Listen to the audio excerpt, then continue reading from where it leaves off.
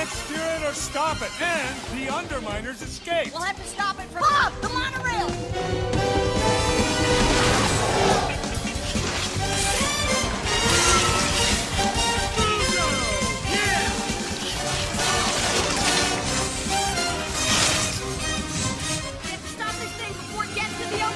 Trying to keep it away from the building.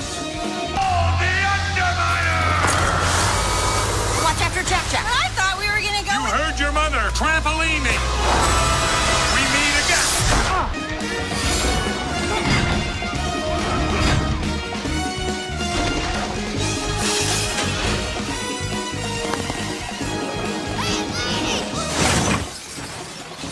Thank you so much, young man.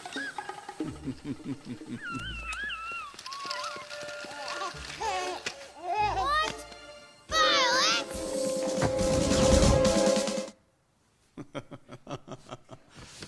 Woo, that is one incredible family, is it not? If you've not had a chance to see that film, I do highly recommend it. It's a lot of fun. It is one of many blockbusters that we've had this summer. It's kind of been the theme of our series. And it has truly been a blockbuster in every sense of the word. As of Friday, the movie had raked in $580 million in the United States, about 426 around the rest of the globe, making it a $1 billion movie. And it is, at this point, the highest grossing animated feature ever to happen in North America. It is really a lot of fun, and it is well worth the money. Audiences have been amazed by this amazing family with their amazing abilities. But what the writer of Hebrews reminds us is that we also belong to an amazing family. We're descendants of people with equally unique abilities who've accomplished some amazing things in their lives. And their stories are so powerful, so memorable, that we continue to tell them to this day. They're so powerful that we continue to draw inspiration and encouragement from them. It's why we keep going back to the Bible, to this book we've handed our young people, because there's something about those stories that are worth learning, worth remembering, worth retelling, worth drawing insight and strength from. Every generation prior to us has done it. We can still do it, says the writer to the Hebrews. Sometimes at some family events, we'll open up a picture album. We'll take a trip down memory lane. A lot of times it comes from our daughter-in-law, Emily, who wants to see pictures of Stephen when he was younger so that she can compare them to Callan. A family picture taken 2 years ago this past Easter with my mom and Mary, who's still living with us. My mom, who will have passed away 2 years ago this week. So I've been thinking a lot about her. The previous picture, back on up to the black and white one. That's Mom there in the center with her two twin brothers and her older sister, growing up in the hollers of West Virginia. So we tell these stories, we gather around, we eat dinner together, we celebrate. And what happens is when we see the pictures, even those who've gone on, suddenly we see them and we're reminded that in some way they're still alive. They're very much alive not just in our memory, but something about them is really alive to us. And we see them. We see these picture albums, and that's what the writer of Hebrews is doing. He's helping us understand Israel's heroes of the faith. He parades them by us, like passages from a photo album, flipping the page and showing us portrait after portrait as character by character, one by one, is introduced to us in this monumental passage from Hebrews chapter 11.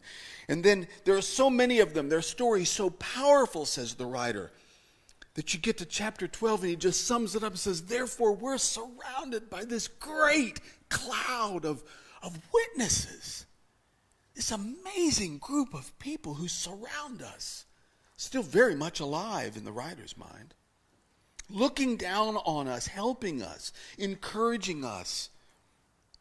They come to life in the words that the writer says. Throughout the last 6 weeks, we have allowed some of those heroes to step off the page and come into the room with us. And we've listened to them. They've talked to us, encouraged us, visited with us during the Blockbuster series. These spiritual heroes were very much like you and me. They had clay feet, had checkered pasts, but lots of hopes and dreams, gritty, faithful, full of grace. The writer of Hebrews places their pictures here along with some notes, just jotted down about who these people were. Look, like right up there, there's Abraham and Sarah. Love the story of Abraham and Sarah, a couple of people who decide that in retirement they're going to travel a little bit. They leave their home, they go off to a land that nobody knows where it is yet, and God's going to show it to them. All the time, Sarah's saying, Abraham, did you get directions? I know where I'm going, I know where I'm going. And they just wandered around for years. And then God told them this crazy story that one day she would become pregnant when both of them were too old to have children. In fact, the writer of the Hebrews has that delicate phrase, and Abraham, who was himself as good as dead. What a gentle pastoral way to describe someone. And yet they have this child. The two geriatrics wind up in pediatrics, and it's so ridiculously funny that they name their child Isaac, which means laughter in Hebrew. Both of them laughing so hard their false teeth fell out. Flip through the album and you would go on to see, says the writer, pictures of their kids. Their child, Isaac, after he'd grown up and had a family of his own, couple of twin boys, Esau and Jacob. Jacob became the one that God renamed Israel, the namesake of the people of Israel. Jacob himself had a dozen boys of his own, and the next to youngest was Joseph. His brothers all hated him, jealous of him, sold him into slavery and told their old papa that he'd been killed by a lion. What a dastardly thing to do to your brother. What a dastardly thing to do to your old man. Jacob almost went to his grave before he realized that his son was still alive. Turns out that Joseph was the smartest cookie in the whole batch. And he wound up the number 2 guy in Egypt. He was credited with saving the world and ironically saved the skins of his own brothers. Saved them from a ravage called famine. An incredible story. It's worth remembering, says the writer. It turns out that the family tree has all kinds of leaders in it. Who could forget the young David who battled the giant Goliath, looking so confident with that sling draped over his shoulder and a river rock in his hand? Poor old Goliath never knew what hit him. He reminds me that whatever giant I may face, it's best to do it in the strength of the things that I most know God has given me to work with. Not to try to wear somebody else's armor, not to try to be something I am not. And then there's David's son Solomon. He wrote a book of the Bible under a Hebrew name called Koheleth. We know it better as Ecclesiastes. And through some hard knocks in his own life, he learned a lot about wisdom. Passed on those words to us. And then there are some other leaders, too, who don't lead because they have titles, but lead because they have character. There's Rahab. She's in the family album, telling stories about her early life as a prostitute. Still makes some of her family members blush. But she's there because she put her own life at risk to save some perfect strangers. Her faithfulness became as rare as the scarlet fabric that she wore. And she became the great-grandmother to no less than King David himself. You never know how a person's life is going to turn out somewhere in the future. So many incredible people that the writer says, I don't even have time to name them all. We stopped and listened to a couple of them. Jonah, the reluctant prophet of Israel, the one who's called to be the faithful deliverer of God's message and runs in the opposite direction, doesn't want to be faithful. Contrasted with Ruth, the woman from Moab, who is not even an Israelite and yet shows more faith than the prophet himself did. But they're all there. We meet them one at a time, and here in chapter 11, what the writer does says, you've met them one at a time. We've heard their stories, but right now I'm going to collect all of them at one time. I'm going to put them all together in one place. Because the power of their lives is not in any one individual's life, but it's in the total of who they have been to us. They billow up before us like a giant cloud, he says. They raise our sights higher. They lift our drooping hearts and hands, says the writer in wonderful poetry. They strengthen our weak knees. They inspire them to join us in the contest, which he calls faith. Faith. It's a very popular word in church. Have faith. And generally we think that faith means have a belief. I believe in God, therefore I have faith. I believe in prayer, therefore I must have faith. I believe in the Bible. I must have faith. I believe. And I guess that makes me a person of faith. But faith, the writer says, is more than belief. Faith is what we do with our beliefs. Faith is how we act on them. The writer of Hebrews says faith isn't a noun. Faith is a verb. It's the actions we take, not the words that we use. Clarence Jordan, one of my favorite writers from the 50s and 60s, translated the Gospels into what he called the Cotton Patch version. And then he went on to translate much of the New Testament from the original Greek into the vernacular of 50s and 60s English, setting it in South Georgia, of all places. And he writes this letter to the Hebrews, and he captures the essence of verse 1. Now, faith is the turning of dreams into deeds. It's betting your life on the unseen realities. Betting your life. And then the writer starts laying out all of these stories and says, so if you really want to know what faith is like, look at their lives. Look at the examples by which they lived. These are the characteristics of faith. See how faith is present in your own life. Faith is obeying when you don't understand it.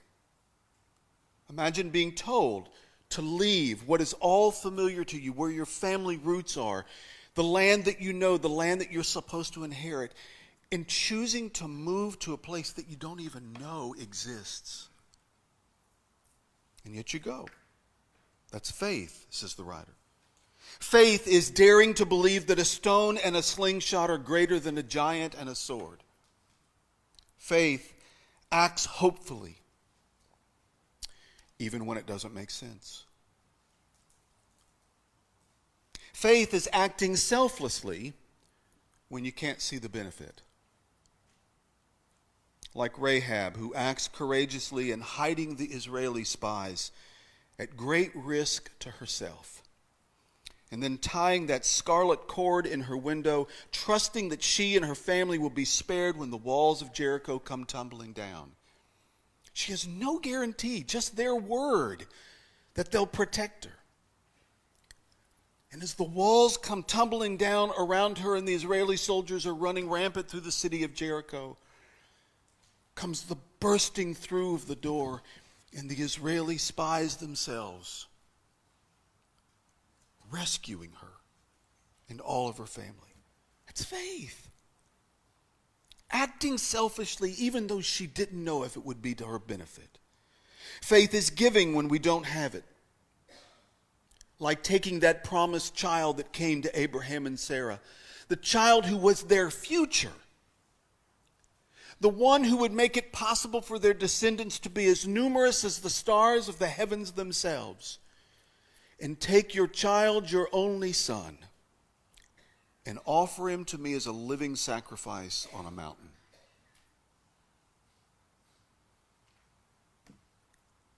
And Abraham trudges up the mountain with a bundle of wood, thinking that he will slay his son and burn his body as an offering to God, as an act of devotion.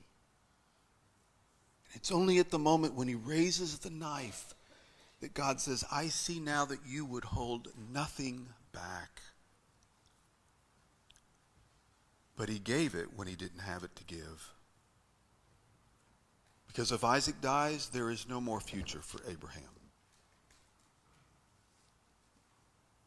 That's what faith looks like, says the writer.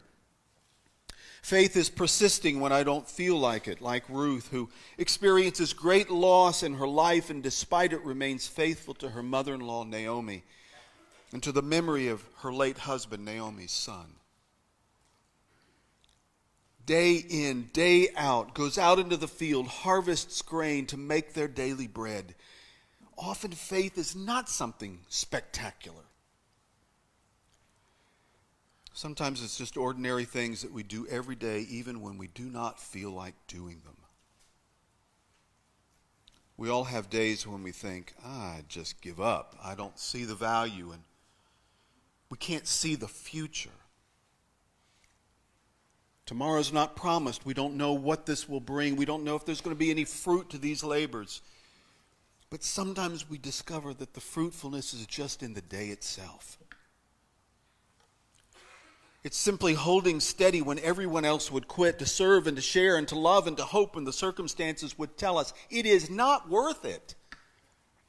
So many times life is unfair. And the real stretch of our faith is whether we can keep trusting that though we're not getting what we ask for, maybe we are getting something else. Faith is trusting even when I don't get what I want.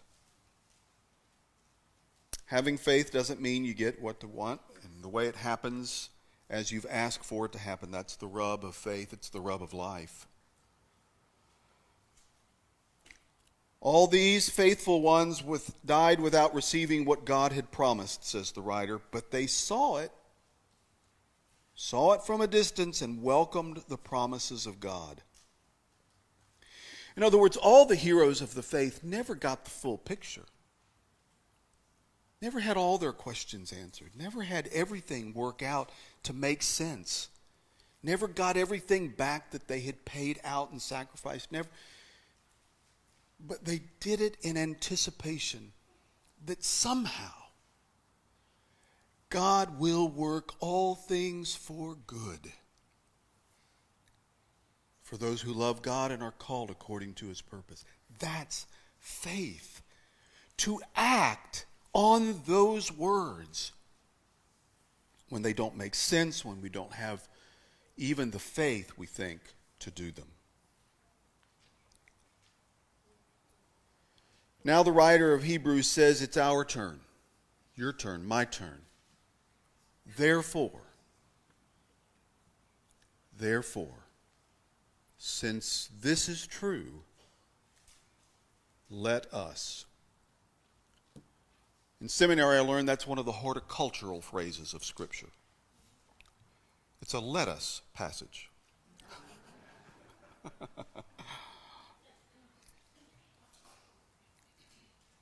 The writer says it's happening now. Faith isn't about the past. Faith is right now in your hands. Your opportunity to act in faith. We have the opportunity to do what our incredible family has done, to carry the torch of faith into a new and equally uncertain future as they faced. To become people who live by faith, live with faith, who act in faith. Back in April, during one of our conversational conversations as part of this Dream Catchers process, trying to envision the future, trying to think about what would be worth acting on today to get us somewhere in the future that may not even be ours to be a part of. I reminded you that from our earliest days as a church, we have sought to be a people of the way of faith. You ask those people who've huddled in that upper room of a bank building about the early days, and they had no idea where this crazy venture would take us, take them, lead to us. Many of those who had a hand in those early days are now among that great cloud of witnesses. And they're wondering, I wonder if the people in the pews today will take the torch that we left and light the future like we did.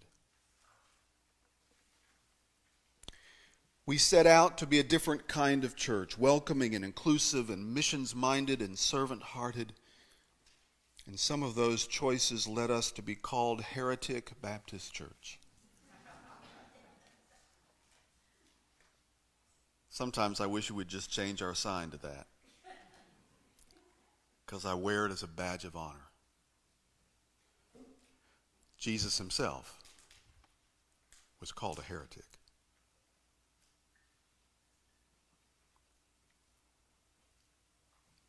We looked at the way Jesus treated people and sought simply to do the same, just to love them. We put things in our heart and head and hands and then extended those things to the community around us. We understood that faith of all things would best be seen by what we chose to do, not just what we chose to talk about. And in some ways, we set out on a journey on a road that had not been built. 31 years later, we look back and realize that the only way we're here is because we made a road by walking it. We look back and realize that that path didn't exist, and it exists only now because we walked it. We blazed it. It's a different path. It's the path that brought us to this very present moment. But there is no path to walk in front of us unless we choose to blaze it, to make it. We could sit down and make camp and enjoy what we've become, be fat, dumb, and happy. But that's not the way of pilgrim people. It's not the way of faith. Just as when we started the road to where Christ has blazed the trail, our way and our truth and our life ever is before us, calling us, come, follow me. So let us go forward as people of the way, looking to Jesus, the pioneer and the perfecter of our faith. And where there is no road, let us, acting by faith, make one by walking. Amen?